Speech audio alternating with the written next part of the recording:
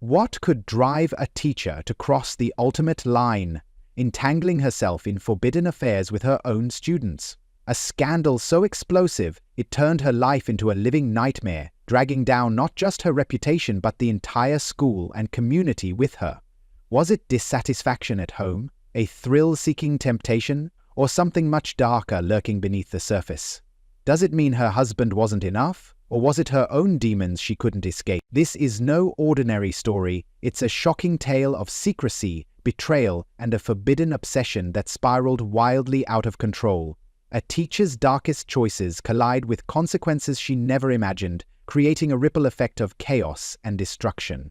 Subscribe to this channel, like and share your comments as we unravel the disturbing truth behind this extraordinary and unforgettable story. Ayutthaya, Thailand, a borough full of life, with its diverse neighborhoods, bustling streets, and the constant hum of city life. Nestled in this vibrant environment was Triam Udom Suksa High School, a respected institution in the heart of the community. It was here that Nichita Srisawat, a 34-year-old English teacher, spent her days. She had a reputation for being tough but fair, and her students often spoke of her with a mix of admiration and fear. Nichikan had a sharp tongue and a keen intellect that made her a force to be reckoned with in the classroom, and at home, though things were different. Nichikan lived in a modest brownstone on a quiet street, far removed from the energy of the city. Her husband, Kitisak Srisawat, was a long-haul driver, often away for days, sometimes weeks at a time. Their marriage had started with passion and love, but over the years it had grown cold. The long absences, the missed anniversaries, and the mundane routine of everyday life had taken their toll. Nichikan found her feeling increasingly isolated and unfulfilled, trapped in a life that had lost its spark. It was during one of Kitisak's extended trips that Nichikan first noticed Thawachai Chayafum. Thawachai was a senior, 17 years old, with a natural charisma that made him popular among his peers. He was a star on the basketball team, tall and athletic, with a smile that could light up a room.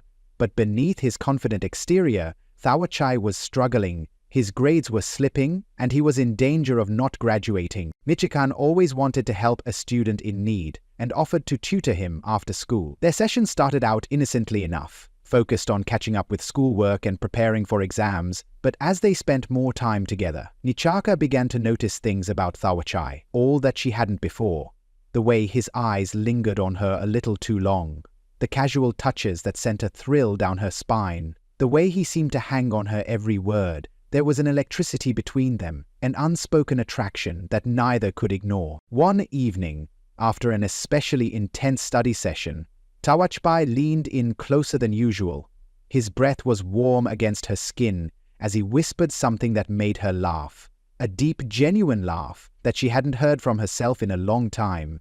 Without thinking, Nichikan reached out and touched his arm, and in that moment something shifted. Thawachai turned towards her, his eyes dark with desire, and before she could stop herself, their lips met in a kiss that was as passionate as it was forbidden. That kiss was the beginning of an affair that would consume them both. Thawachai knew it was wrong, that she was crossing a line that could never be uncrossed, but the thrill was too intoxicating to resist. Thawachai made her feel alive again, made her feel wanted in a way that Kitisak hadn't in years. They began meeting in secret, stealing moments in empty classrooms, in Nichikan's car, in the dark corners of the school where no one would think to look. But Thawachai wasn't the only one who noticed the change in Nichikan. Phanuwat Wongchai, a 16-year-old junior and star football player, had always had a thing for his English teacher. He was cocky and confident, with a swagger that made him irresistible to most girls of his age. But Nichikan wasn't like the other girls.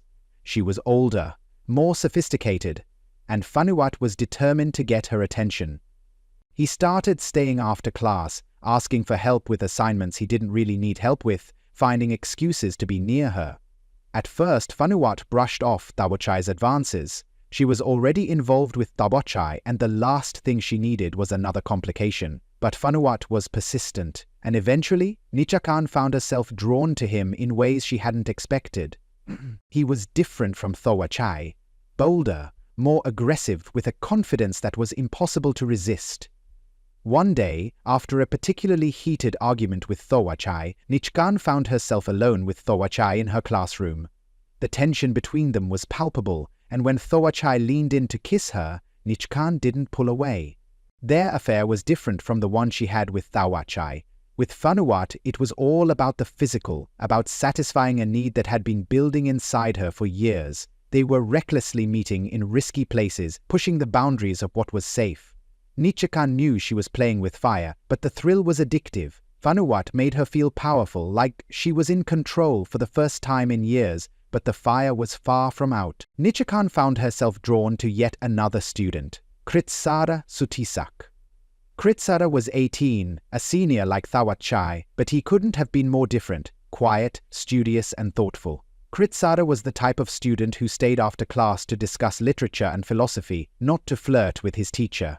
He had a depth that intrigued Nichikan, a sensitivity that reminded her of the dreams and ambitions she once had before life had worn her down. Kritsara had always admired Nichikan from a distance.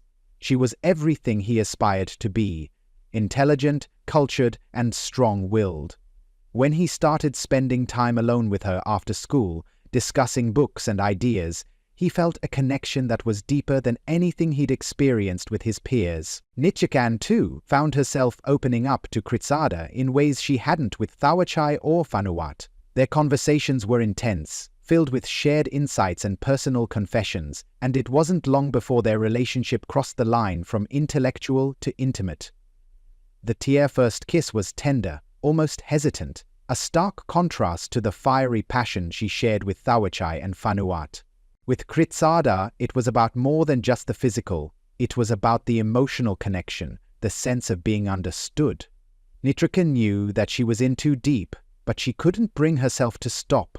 She craved the attention, the excitement, the feeling of being desired by these young men. But as the weeks went on, the pressure of maintaining 3 secret affairs began to weigh heavily on Nichikan. She was constantly on edge, terrified that someone would find out, that her career, her marriage, her life would be destroyed. The thrill of the affair was starting to wear off, replaced by a growing sense of dread. The boys too were becoming more demanding, more possessive, each one wanting more of her time and her attention. The tension reached a breaking point when Thawachai, Phanuat, and Kritsara started to suspect that they weren't the only ones in Nichikan's life. Each one began to notice the subtle signs, the way she seemed distracted when they were together, the mysterious text messages, the occasional slip of the tongue. Jealousy started to brew, and with it came anger, resentment, and a desire to confront the truth. Ayutthaya, with its crowded streets and watchful neighbors, was about to become the epicenter of a scandal that would shatter lives. Nichikan had thought she could control the situation, that she could keep her secrets hidden, but she was about to learn that the web she had spun was far more tangled than she had ever imagined.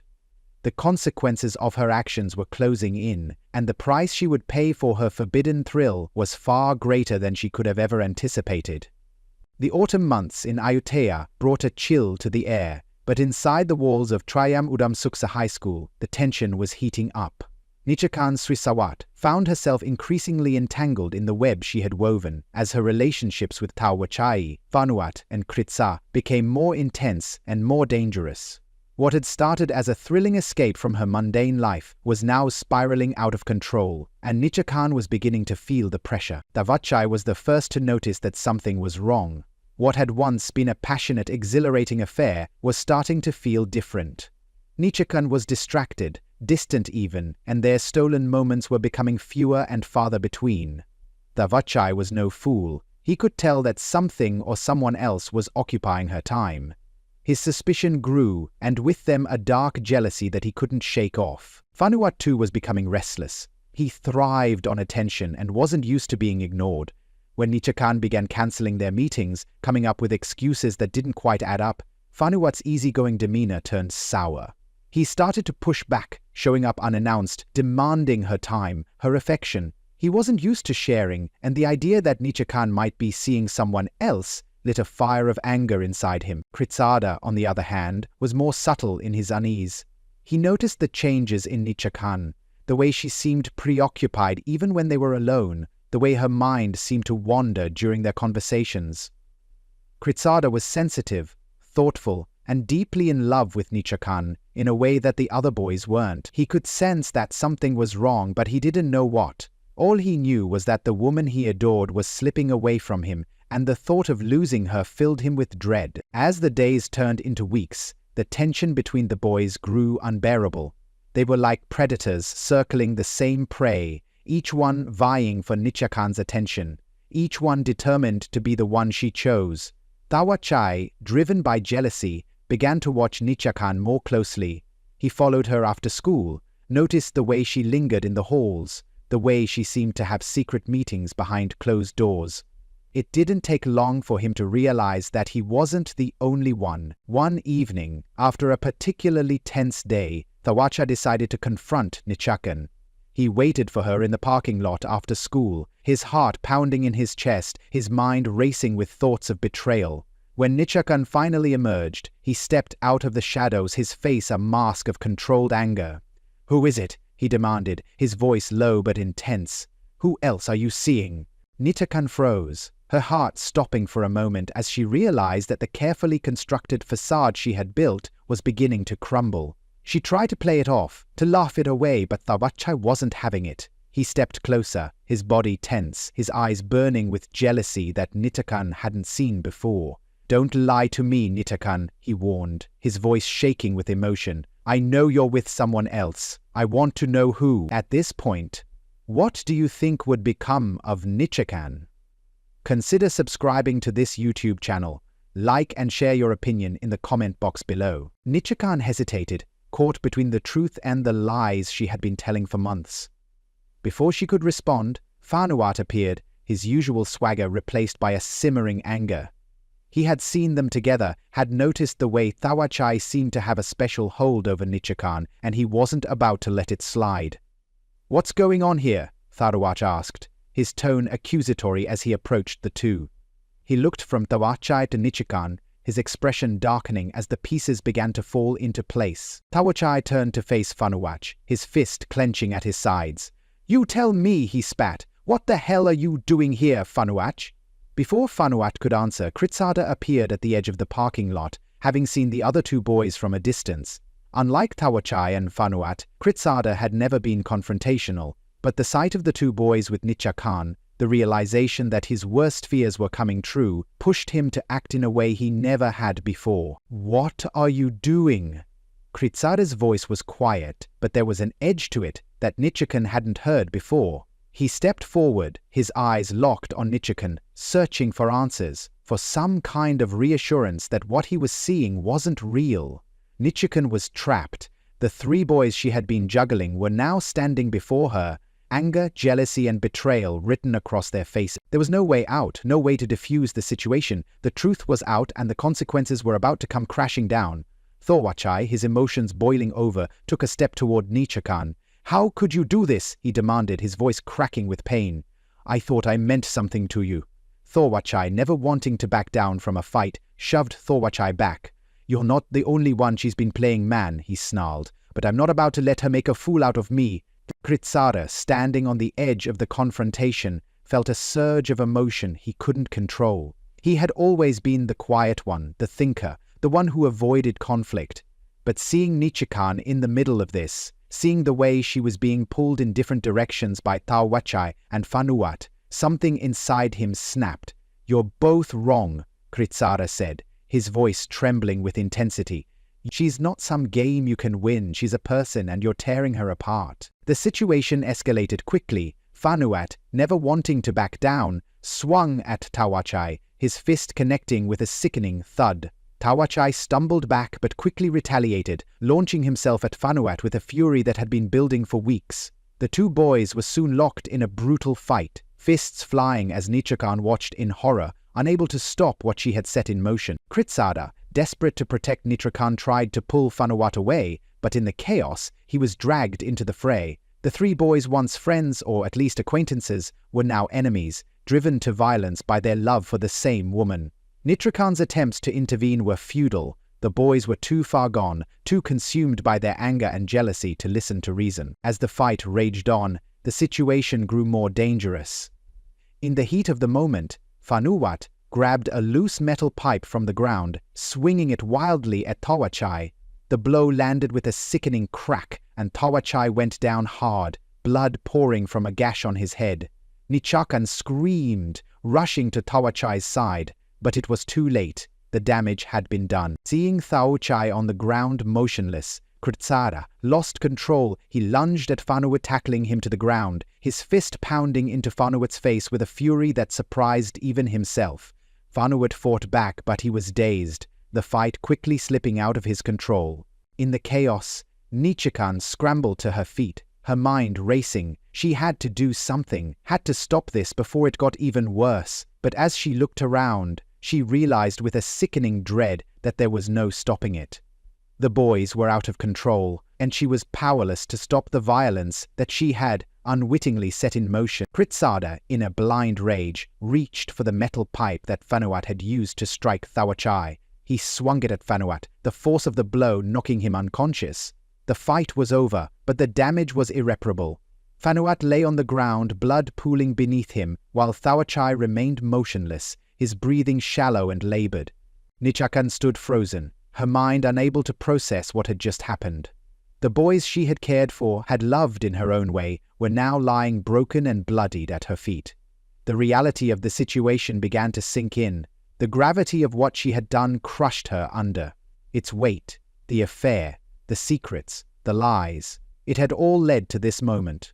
A moment that would change all their lives forever. The sound of sirens in the distance brought Nichakan back to reality.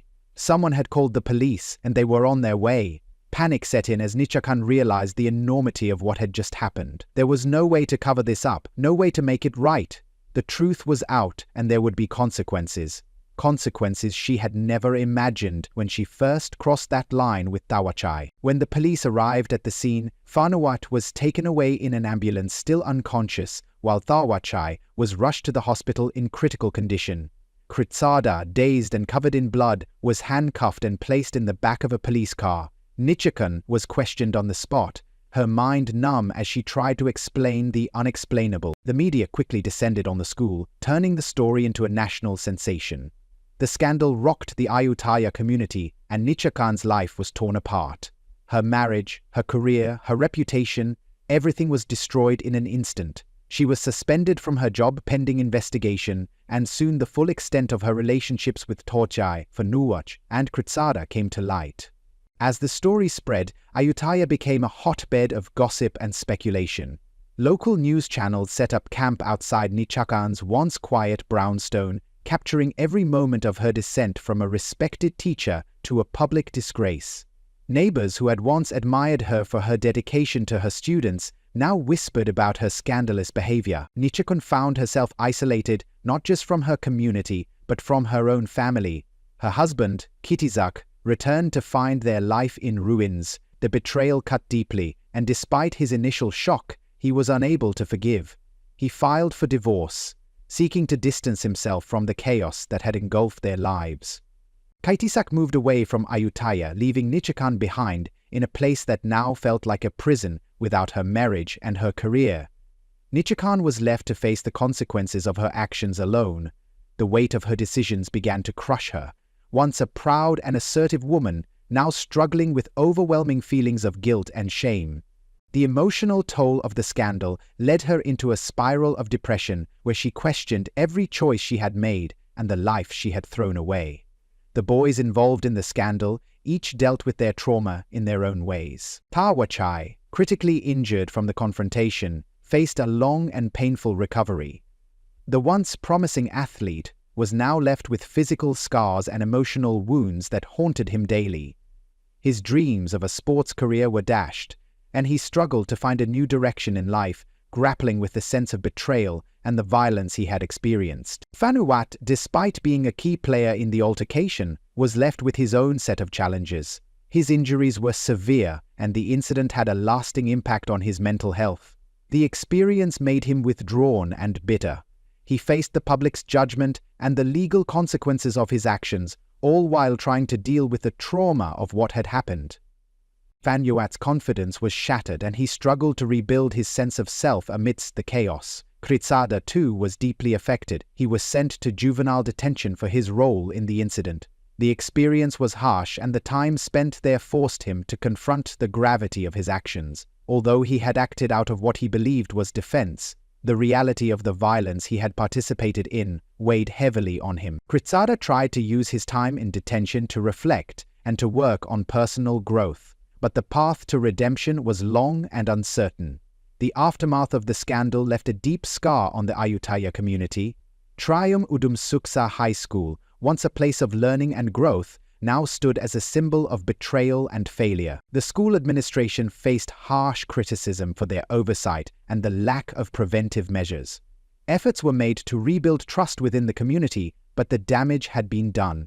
The focus shifted to ensuring the safety and well-being of students and addressing the systemic issues that had allowed the situation to unfold. Nichakan's story, while tragic, became a cautionary tale. It served as a reminder of the consequences of abuse of power and the importance of vigilance in protecting those who are most vulnerable. The community, while scarred, began to heal, with support systems put in place to address the emotional and psychological impact on everyone involved. In the end, Nichakan's downfall was a complex and multifaceted tragedy. It was a story of betrayal, heartbreak, and the devastating consequences of choices driven by desire and desperation. The echoes of that fateful night lingered long after the headlines faded, a stark reminder of the fragility of trust in the enduring impact of one's actions on the lives of others. Nichakan Srisawat's life was irrevocably changed as she faced the grim reality of her situation, with the trial concluded and the media frenzy gradually fading. She was left to grapple with the consequences of her actions. Her marriage had dissolved, her career was in ruins, and her reputation was shattered beyond repair. She had been sentenced to 25 years in prison, with eligibility for parole after 15 years. A harsh but inevitable outcome given the gravity of her crime. I know the people that stand against crimes will subscribe, like, and comment on this video, but the people that are co-party to this kind of crimes will not subscribe or even like, let alone commenting on this video.